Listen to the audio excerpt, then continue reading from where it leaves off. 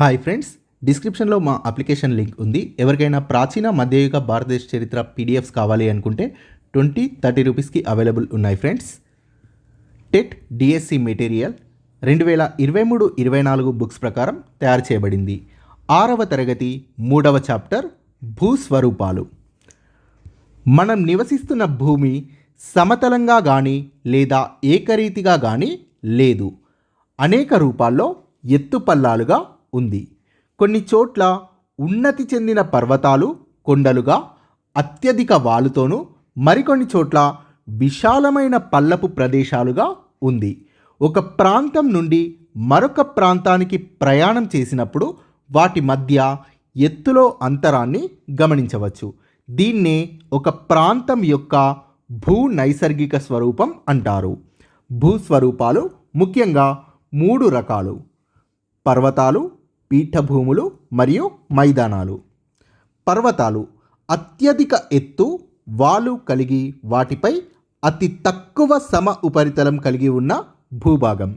పీఠభూములు స్వల్ప అసమాన ఎత్తు, పల్లాలను కలిగి విశాలమైన ఉపరితలంతో వాలు కలిగిన ఎత్తైన ఆకృతులు. మైదానాలు సున్నితమైన వాలు కలిగిన సమతల విశాల ప్రాంతాలు. పర్వతాలు అత్యధిక ఎత్తులను, వాలులను కలిగి వాటిపైన అతి తక్కువ సమ ఉపరితలాన్ని కలిగి ఉంటాయి.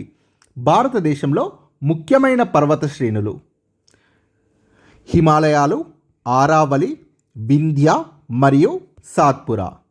తెలంగాణ రాష్ట్రంలో విస్తరించి ఉన్న కొండలు. సో ఇది నేను అప్డేట్ చేశాను ఫ్రెండ్స్, టెక్స్ట్ బుక్లో ఇచ్చిన ఎక్సర్సైజెస్ కూడా. ఆదిలాబాద్ నిర్మల్లో సాత్మలా కొండలు, మహబూబ్ నగర్ నాగర్ కర్నూల్లో బాలాఘాట్ శ్రేణులు, వికారాబాద్లో అనంతగిరి కొండలు, పెద్దపల్లి జయశంకర్ జిల్లాల్లో కందికల్ కొండలు, జగిత్యాలలో రాఖీ కొండలు, యాదాద్రి భువనగిరిలో దేవరకొండ కొండలు, నిర్మల్లో నిర్మల్ కొండలు, నిజామాబాద్ మరియు కామారెడ్డి జిల్లాల్లో సిర్నపల్లి కొండలు ఉన్నాయి. పీఠభూములనేవి ఎత్తైన ప్రదేశాలు. ఇవి విశాలమైన ఉపరితలాన్ని కలిగి ఉంటాయి. పీఠభూముల నడుమ అక్కడక్కడ కొండలు ఉంటాయి. పీఠభూముల మధ్యలో. పీఠభూములు పర్వతాల వలె కాకుండా స్వల్ప అసమాన ఎత్తులను, పల్లాలను కలిగి ఉంటాయి. భారతదేశంలోని అతిపెద్ద పీఠభూమి దక్కన్ పీఠభూమి. భారతదేశంలోని దక్కన్ పీఠభూమికి పశ్చిమం వైపున ఎత్తైన వాలుతో కూడిన ప్రాంతాన్ని పశ్చిమ కనుమలు అని అంటారు. తెలంగాణలోని అధిక ప్రాంతం దక్కన్ పీఠభూమిలో ఉండటం వల్ల ఈ ప్రాంతాన్ని తెలంగాణ పీఠభూమి అని అంటారు. ఇది తూర్పునకు వాలి ఉంది. నెక్స్ట్ మైదానాలు సున్నితమైన వాలు కలిగిన సమతల విశాల ప్రాంతాలు. పెద్ద నదులు మేటవేసిన ఒండ్రుతో ఈ ప్రాంతాలు ఏర్పడతాయి. సింధు మరియు దాని ఉపనదులు పంజాబ్ మైదానాన్ని ఏర్పరిచాయి. గంగా నది ఉత్తరప్రదేశ్, బీహార్ మరియు బెంగాల్ రాష్ట్రాల గుండా ప్రవహిస్తూ గంగా మైదానాన్ని ఏర్పరిచింది. ఈ 2 విశాల మైదానాల్ని కలిపి గంగా సింధు మైదానం అని పిలుస్తారు. తూర్పు తీర మైదానం భారతదేశపు తూర్పు దిక్కున బంగాళాఖాత తీరానికి ఆనుకొని ఉంది. తమిళనాడు, ఆంధ్రప్రదేశ్, ఒడిషా మరియు వెస్ట్ బెంగాల్ రాష్ట్రాల్లోని అధిక ప్రాంతం తూర్పు తీర మైదానంలోకి వస్తుంది. భారతదేశానికి పశ్చిమాన పశ్చిమ తీర మైదానం ఉంది. నైసర్గిక స్వరూపాలు: భూ ఉపరితల స్వరూపాలైన పర్వతాలు, పీఠభూములు, మైదానాలు మొదలైన వాటిని నైసర్గిక స్వరూపాలు అంటారు. తెలంగాణ రాష్ట్రం వివిధ నైసర్గిక స్వరూపాలను కలిగి ఉంది.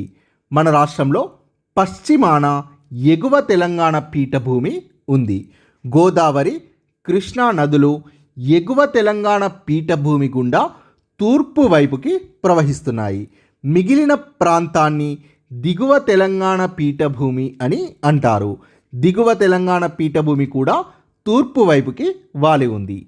ఎగువ మరియు దిగువ తెలంగాణ పీఠభూముల్లోకి వచ్చే నగరాలు. ఎగువ తెలంగాణ పీఠభూమిలోకి వచ్చే నగరాలు కొత్త జిల్లాల ప్రకారం భువనగిరి, సిద్దిపేట, షాద్ నగర్, సిరిసిల్ల, కామారెడ్డి మరియు వికారాబాద్. దిగువ తెలంగాణ పీఠభూమిలోకి వచ్చే నగరాలు భద్రాచలం, మంథని, మంచిర్యాల మరియు చెన్నూరు. సో ఇది ఓల్డ్ టెక్స్ట్ బుక్ ప్రకారం ఎగువ మరియు దిగువ తెలంగాణ పీఠభూముల్లోకి వచ్చే నగరాలు. ఎగువ తెలంగాణ పీఠభూమిలో హైదరాబాద్, సికింద్రాబాద్ నగరాలు జంట నగరాలు, సంగారెడ్డి, మహబూబ్ నగర్ మరియు నల్గొండ ఇవి ఎగువ తెలంగాణ పీఠభూమిలోకి వచ్చే నగరాలు. దిగువ తెలంగాణ పీఠభూమిలోకి వచ్చే నగరాలు వరంగల్ మరియు కరీంనగర్. డెల్టా మన రాష్ట్రంలో ప్రవహించే నదుల్లో గోదావరి, కృష్ణా అనే రెండు నదులు ముఖ్యమైనవి. గోదావరి మరియు కృష్ణా నదులు పశ్చిమ కనుమల నుండి ప్రవహిస్తున్నాయి. గోదావరి నది నిర్మల్ జిల్లా బాసర వద్ద మన రాష్ట్రంలోకి ప్రవేశిస్తుంది. గోదావరి, కృష్ణా నదులు తెలంగాణ పీఠభూమిలోని అనేక చిన్న నదులను తమతో కలుపుకొని పెద్ద డెల్టా ప్రాంతాన్ని ఏర్పరిచి చివరకు బంగాళాఖాతంలో కలిసిపోతాయి. తూర్పు తీర మైదానంలో అలా ఏర్పడ్డ రెండు త్రిభుజాకార డెల్టా ప్రాంతాలు గోదావరి మరియు Krishna డెల్టాలు.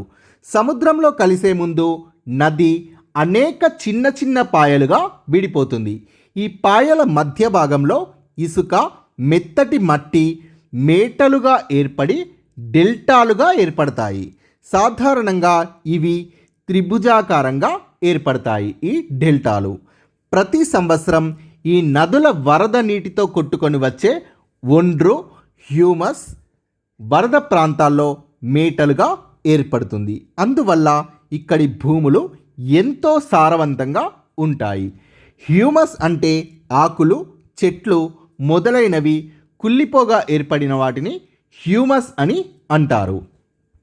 Thank you friends. Please subscribe this channel.